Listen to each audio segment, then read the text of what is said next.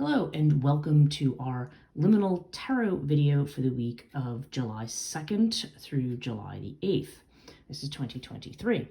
Although with a lot of these readings that you have online, generally when you see the reading is, when you have a message for you is usually how that works. So if you find this and it doesn't happen to be this week, nonetheless, there may still be a message in here for you. Okay, so those of you not familiar with my readings, I use a deck known as Cartouche, and that's usually my my first round deck, and then the second round will be tarot cards. And these tarot cards in this case are the Tarot of the Spirit is what I'm using this week. In addition, I have two others. I have the Yogic Path Oracle and the Essential Oil Oracle, which I will give as kind of a bonus at the end. And the spread that I like to do is what they call the astrological spread. So this is based, if you're familiar with astrology, this is based on the houses of astrology and allows us to see what's going on in particular areas of life rather than, which I find is just more organized than, than just a straight 9-card read or something like that. So, okay, excuse me. All right, so we're going to begin in house number 1, which has to do with Aries energy. This is the house of your personality, your identity, how what you want people to see, the face that you show the world, perhaps even who you think you are. And so we have Horus here, which is a very nice card. Horus indicates somebody who is well, actually it's interesting. With jumping into my mind, I usually associate this card with somebody who has charisma, who has a really good personality, who's very friendly, somebody that people like. Oftentimes there's connections to family with this card. But what's coming into my head, because Horus also is a great card of healing. So I don't know why, but I feel like the phrase healing of the personality or healing of the identity. This suggests to me that there's been, for some people here at least, there's been a recent breakdown, like maybe events have happened that maybe question who you are or what your narrative is or what your goal is or what you think, who you think you are, what you're doing. And we have this with the Six of Wind, which is the Six of Swords. And, we have the word here is clarity with this card. So Six of Wind, it's usually a moving away. When you have the fives are change. And this usually means you're kind of sailing on to, what's next. Moving into calmer water is usually the way this card is interpreted. And so you have this sense of, so there's this idea that there is a clarity that's coming in, perhaps about situations in your life, perhaps about things you've identified with that you need to integrate, that you need to heal. All of this is actually very, very good because it suggests that you may be moving, you may be becoming more comfortable with who you are. You may be, moving into a new space that is less stressful. On the other hand, one thing that was pointed out to me about this card recently, which, in the Rider-Waite deck, where you actually see people in a boat, you see a woman and a child in a boat with somebody rowing across water. And somebody has pointed out that the people in that boat actually only have the clothes on their back. So it's like literally like, throwing things away and just taking off for a new space with the clothes on your back. So there's also a fair amount of risk attached to this as well. But it's letting go of that other baggage. It's letting go of the stuff that, you're realizing is a distraction or is not important, okay, to who you are. And, kind of coming into the person who you're really kind of meant to be, which is very nice. Okay, so let's look at finances for people. This is the Taurus house, second house of money. Okay, so Anubis is our first card. And Anubis has to do with, it's a card of protection, okay? It's a card of protection and trying to navigate your way through something, not in a very stressed out way. I mean, Anubis is the guide that you can rely on, okay? He's usually considered to be the underworld guide, but Anubis is the one that you can rely on. And, and there's also a sense of not needing to take situations too seriously, being able to kind of, go with the flow, relax when obstacles come, kind of, be able to look at them and laugh to some degree. But Anubis is a card of protection, and we have it with the Seven of Earth. So this is the implication here. Seven of Earth has to do with things that are in process, that they're growing, but they have not yet manifested. And sometimes this card comes up when we're deciding, is this worth what I'm doing? If I'm making an investment in something, is this worth the investment? Because you may be looking at how things are growing and you may not really be sure about what the end result's going to be. But with the protection card, I mean, it's just simply, I think the overall message is, when it comes to financial stuff, if you're uncertain about something, or about, some kind of, financial goal or something, or change, that you have to recognize that whatever's going on, just because you haven't seen the ending doesn't mean the ending's not here yet. I mean, it doesn't mean it's not coming. A lot of times we get very frustrated when it comes to our dreams. We think, I've done X and nothing's happening, or, it doesn't mean nothing's happening. It just means you may not be seeing it happen right now. Not a lot of growth, as we know, takes place underground, and, and is not obvious. And, so, the movement from a seed to a full plant is very, it's very, it happens very quickly and very mysteriously in a lot of ways, but a lot of things take time to grow. So this is kind of saying, almost a reassurance that, whatever you're investing in, it's protected. It's just not quite, it still quite hasn't reached fruition yet. So you need to be patient. Okay. Third house. This has to do with Gemini energy, communications, short journeys, things that have to do with technology, all the stuff we associate with Mercury actually is kind of the element of this house. Now you've got the winged disc and you've got the universe. So for some people, this may have to do with literally with something online, on social media, something that's very, very successful, or that's going to be successful. So this sort of promises, whether it's some kind of a community thing that you're doing, or whether it's, there's something about, some kind of reaching out to people. I feel very strongly like this has to do with social media. There's just something about it. The universe also has to do with endings, with, the way that we have accomplished something and can move on to the next phase. That also may be relevant here. But I don't know why. I just feel like for at least some of you, there's some kind of online venture or online promotion, something maybe you're trying to do, or maybe you're just trying to, a lot of people, what do we do on social media, right? People are looking for likes, they're looking for feedback, they're looking for, and good stuff, not negative stuff. And this sort of has the element of that, like, getting lots of likes, getting lots of followers, things like that. So there's, so I think what this message may be, that if you are embarking on some kind of social media thing, or even if it's just some kind of, somebody you're trying to, some kind of communication you're trying to make, something you're trying to reach out about, or some kind of impression that you're trying to make. I mean, this bodes very, very well for that, for something, coming up in that area. So, but I don't know. When I see the universe card, I just can't help but think this has got something to do with some kind of social media project. Okay. Fourth house we have has to do with home, with family, and we have the Buckle of Isis here. Now, Buckle of Isis is a very strong fertility card in the Cartouche deck. A lot of times it has to do with pregnancy and things like that, though I should say this is not the house of pregnancy, even though it is the house of the mother. That could apply to some people, but I think this has more to do with making changes, like putting the elbow grease in, making changes to something connected to your home.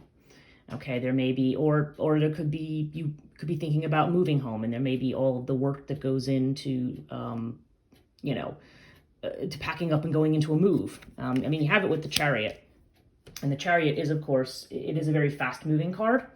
So, so this to me almost implies, with these together, like the kind of effort and, has to be put in to making a move, like making a physical move or relocation. But if you're not doing that, then I feel like this has to do with, just changes that, there could be things that are happening very, very quickly, certain changes that you want to accomplish. I actually feel like some of this, like, just to give you an example, I had a situation where, my people clean my gutters, never show up. And so because they were overfilled, water actually got into my bathroom and kind of, so now I have to actually do work on my bathroom to fix it up. So there's something, a sacrifice that I have to make regarding my house that will, that will yield a better result. It will yield something that is better, that is stronger, for the time when I actually am ready to move. But this is about moving very quickly on something and putting work in that maybe we're not quite prepared to do, but the results will be worth it. Okay. Okay, so 5th house. This is the house of leisure. It's the house of love affairs and also of creativity and creative projects, and children. So, okay, so we have Seth here. Seth is always the Stormbringer, and so there is a problem that's implied here with Seth. And I think, so, okay, this could, again, if you have children, I'm trying to read this more broadly because this is a general reading, so this is not meant for a specific person. So, the phrase is always take what resonates and leave the rest. But this has to do with some kind of an obstacle. So either this has to do with a relationship that you're in that is not a marriage relationship. It could have something to do with one of your, if you have children, with one of your children, or it could just be a project or something else where you feel like there's been a delay or there's some kind of a problem or some kind of a concern. We have it with Isis. And I usually when you get this card, you always draw a second one. And Isis has to do with, care of something, nurturing, mothering. So this could have to do with a mother's concern for something having to do with their child. Although Isis, when it comes up, usually indicates a situation that requires care and careful nurturing. So if you're experiencing delays or experiencing worries, the answer here is to, whether it has to do with self-care for yourself or thinking of yourself, like in a relationship situation, if there's a problem, I would say that Isis here would mean that you should, that with Isis, what you need to do is you need to think about yourself. Sorry, I don't know why my mind blanked out there for a minute. You need to think about yourself, and and you don't want to. Like if it's between you and the other person, this is not a time when you want to sacrifice for the other person. You need to consider what's going to be best for you. But ultimately, there is this idea of compassion. There is this idea of following your instincts, too, because Isis is very similar to the High Priestess in the Tarot. It's got this energy of, feeling, that kind of very fluid moon type energy, that has to do with something. But on the whole, I would say that this has to do with, whatever issues you're having in that particular area. And this is the area of Leo, too. It's interesting because astrologically in Vedic astrology, the last couple of days have been what they call a Gandanta point. And that means this is when Mars is moving from Cancer to Leo. So it's a Gandanta for Mars. And the Gandanta points are, usually very, very, they're weak days. So Mars, the fiery energy of Mars is watered down. So there's almost an element of that here. And this, again, has a lot to do with creative projects and things as well. So I almost feel like there's a slowing down of things. So there's a need to be patient here. We do have it with the One of Wind, which is the Ace of Swords. So this suggests, aces always bring new situations, and the wind cards have to do with, they're like swords, so they have to do with thought. So this is about a new way of thinking about something, okay? So I think the solution here, not only to have some patience, but to think about something in an entirely new way. Okay, 6th house has to do with health, and it has to do with, your job. And when I say your job, I mean your job as opposed to perhaps your career. This is a house of service because it's associated with Virgo. Now, Thoth here may indicate that some people need to be careful. There may be some health concerns. I can tell you that here, the weather has been abysmal for, it's either smoke and fires or it's a lot of rain, and damp or humidity. So we basically want to, make sure you're looking after your health. I'm not suggesting that this means somebody has a health problem per se, but there's definitely a need for healing of some kind. And this tends to be the house of physical healing. Now we have this with the Two of Earth, and the Two of Earth, now they're calling this the cause and effect card, but Two of Earth generally has to do with, you're juggling a lot of different things. So there may be a need to slow down and not try to juggle too many things, because eventually you're going to drop that stuff. And, and this could be causing, a stressful situation, and it could be causing something that may make you not feel well physically. So you need to make sure you take care of that. Okay, 7th house, we have this is Libra energy, and this is relationship house. We have fire, and then we have with the 8 of Earth. So this very strongly suggests something about, it could have to do with somebody who is a fire sign who might be coming into your life. But I think it also just has to do with, 8 of Earth has to do with our expertise. It has to do with, the things that we're good at, the things that we want to put our energy into, our passions, the things that we've mastered, okay?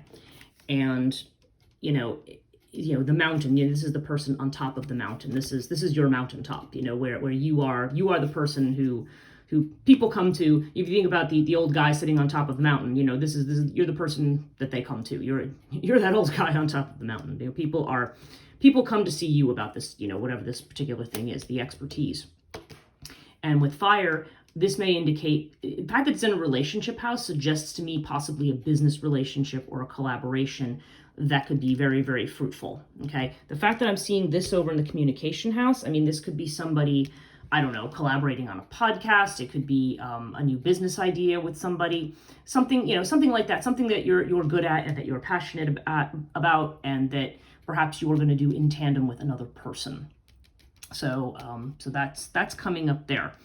If you're not doing something like that, then I would just simply suggest, this also could mean, in terms of partnership, having a partner who may be a fire sign, who just may have a lot of fire energy, be a passionate person. But 8 of Earth is also somebody, again, who is very stable, very prudent, knows what they're doing, an expert in what they're doing.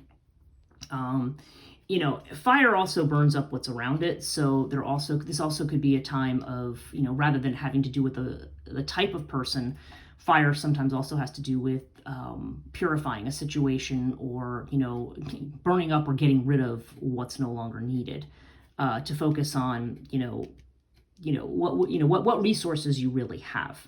So that's another possibility for that for some people. Again, it's going to depend on your situation. Everybody's different, because this is a general collective reading.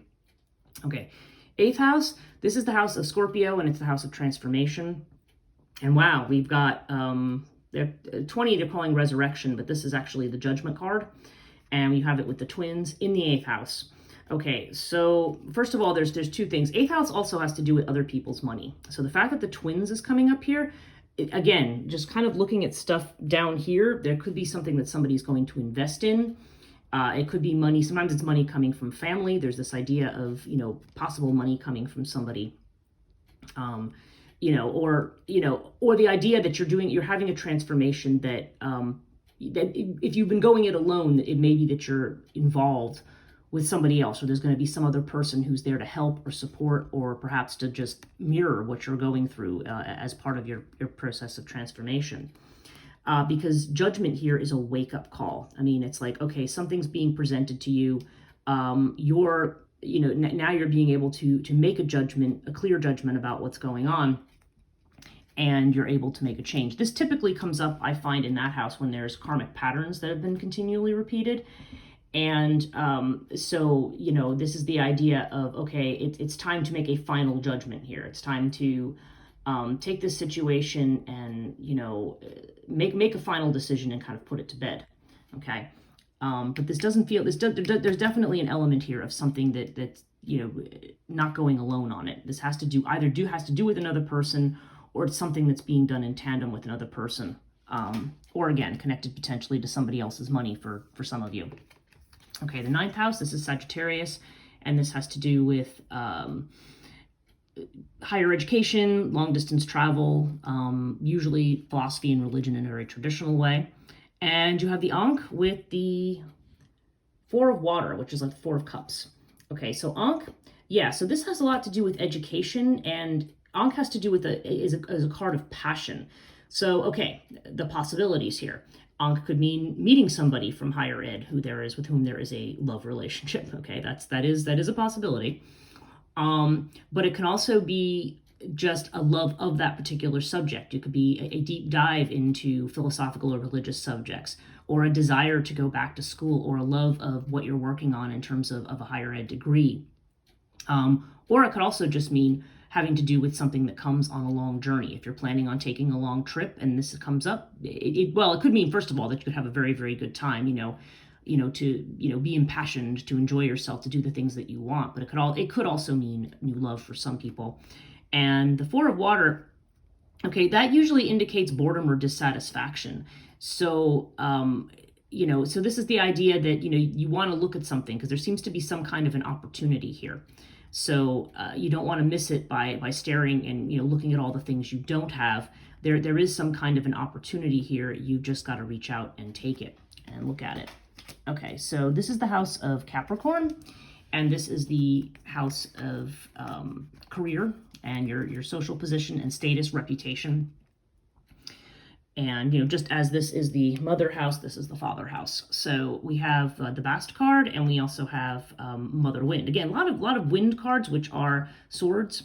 So Bast here, okay, Bast is a very intuitive card. It's a very creative card. Again, it has to do with happiness. The fact that it's with the Mother Wind card, Mother Wind is, the Queen of Swords is somebody who's very, very analytical, who thinks a lot, is very clear, who cuts away, the BS, gets rid of things that are not needed, basically cuts through people who want to, try to sell you a bridge. I mean, you're not going to put one over on this person, okay? And this is probably you. So this may suggest that you may be thinking a lot about something. You may be being a bit of a perfectionist about something with the connection with your career or your reputation. But Bast is kind of saying, hang loose, be who you are. Bast is also associated with Aquarius. So there are a lot of ideas and a lot of energy associated with this. But again, there's this idea of music, like dancing to the music. So you want to go along with things, and you want to be enjoying yourself. Bast is about, and of course, again, being cautious, giving other people their due. That is also part of Bast energy. But, the idea is that, you don't want to be an over perfectionist about things. You want to be able to just, go with the flow and enjoy yourself as you're building your career, or you're building what you're doing. 11th house. This is the Aquarius house, and this has to do with not only your hopes and wishes and goals, but also your networks, your friends, organizations you belong to. Now you have Neptune with Father Fire. So Father Fire is the King of Wands. And yeah, we see there's a lot of energy here to move ahead towards something. This could literally, for some people, being it's the house of friendship, this could even be a particular friend who could be a fire sign or an older person, or just somebody who's got it together and has a lot of drive and gets what they want. But with Neptune, there's this sense that as much drive as there is, you still have to wait for something. Neptune implies that not everything has been fully revealed, or not everything is fully come to fruition. I mean, we kind of see that energy down here as well. So there's this idea that, you're ready to move. Like you're in this fully mature position where you're ready to move on something, but you may have to wait a little bit. Like the timing is not exactly right yet, but it is coming. Because Neptune has like a not yetness to it. It's coming, but, be patient with it. And again, we're seeing that with this down here too. If this is connected to a creative project, or maybe even to a friendship that maybe is turning into a love affair, it could go either way. And these houses are opposite each other. There's this definite need to be patient because there may be delays on something. Okay. But whatever it is that's coming in, it's going to come in pretty fast. I would say this to me is a period of 1 month. So that might be possible, again, in some situations. Okay, so the 12th house. This is actually the house. This is the house of what you're presenting to the world. This is the house of what you keep hidden, what you may be afraid of, what's unconscious, like what you worry, what you might be afraid of, but also of foreign travel for some people. Okay. So you have Urias and you have the Lovers. So, okay, this could be an overseas love person, but I mean that who's hidden. Urias has to do with that which is not obvious. Something that's behind the scenes. But if we take it out of that kind of a context, Urias is really about, there's fears about what's unexpected, fears about, this is Urias is, is a situation going along. You have a plan, you have an expectation, and Urias is like, something's not going to go the way you expect it to go. Now, that doesn't have to be a bad thing. In fact, frequently it's not. Frequently this comes up when we're worried that the other shoe's going to drop and things are not actually as bad as we think. With the Lovers, though, this could also be about making a choice. So for some people, this means there are choices to be made. And you may be concerned about what the fallout's going to be from making those choices.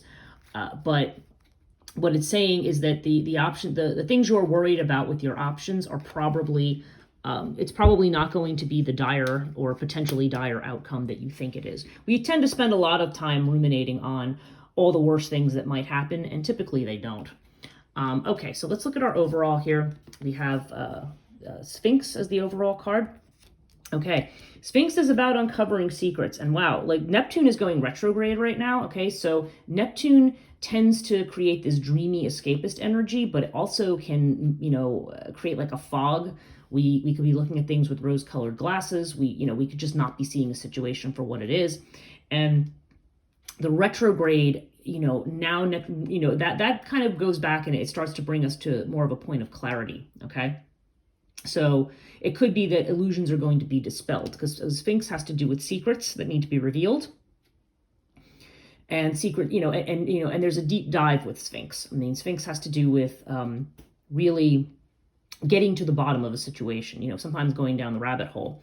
But I think as a central card, there's a sense here that you need to wait and see. Like, I feel like there's some impatience here to get certain things done or for certain things to happen.